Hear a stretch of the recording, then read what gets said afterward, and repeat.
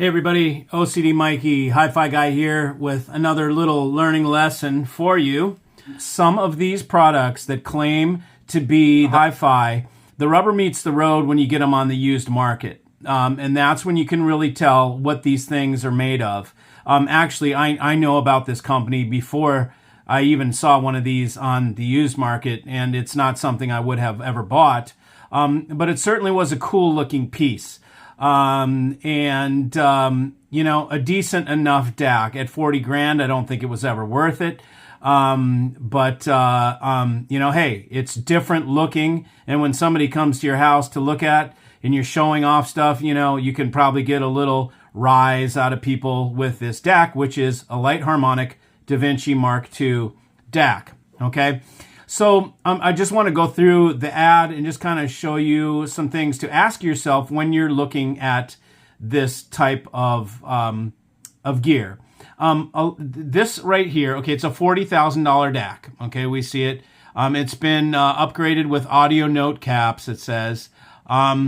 We go down here, it's a $40,000 retail. Minimum bid is $7,500, so 80% off. And we don't even have one bid. There's 12 days left. I'm presuming this was a 30-day auction or ad. And in over half that time, there's not even one bid for 75. It's a no reserve, so it is an auction. Not even a bid for $7,500. So that goes to show you, a lot of it was purchased for a quarter of what the retail cost is. So, and even less, you know, this one's 80 points. Nobody even wants it at 80 points off, you know. It says that, you know, he changed the caps. The caps were replaced to, basically because it didn't sound good enough, you know. It made it more natural is what he says here. And it was upgraded from a guy who has a small company, in Jersey. And, you know, I think this guy's pretty, he's legit for sure. He makes his own DAC.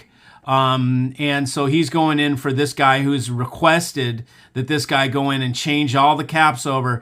Like, I don't know, man, I'll do another video on capacitors. And if you think, you know, just changing caps is going to make a big deal, if it does, there's something wrong with the DAC, in my opinion.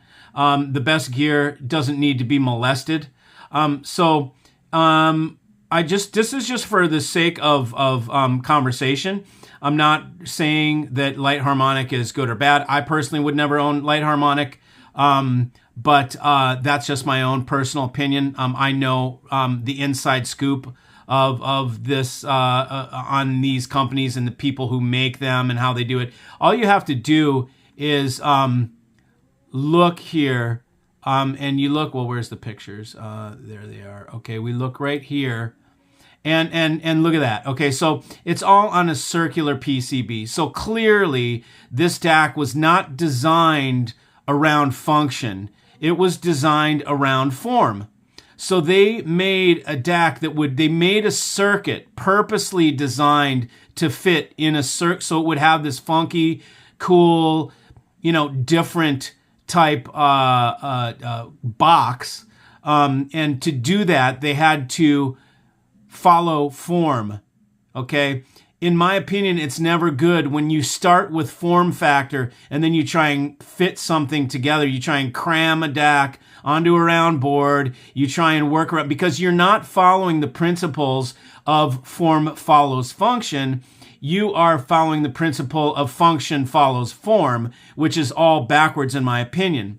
It's an interesting looking thing. My first drawback would be clearly it's made to follow the form, okay? So when you're looking at stuff and you're looking inside, this would be a dead giveaway. They put form before they put function. There's no way that there's not a better layout than this when we don't care about the circle.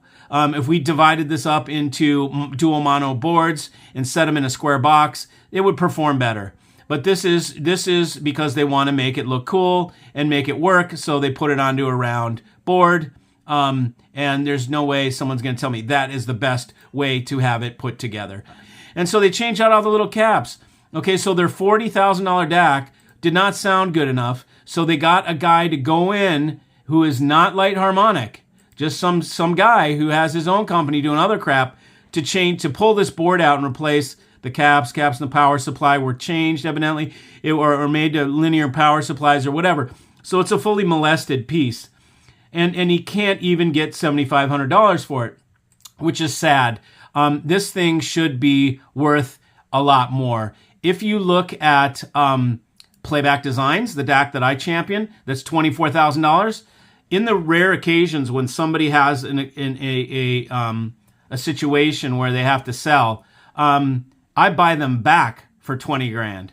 And then they get sold for 22. So, that tells you a little something about certain DACs and certain, products in general that hold their value.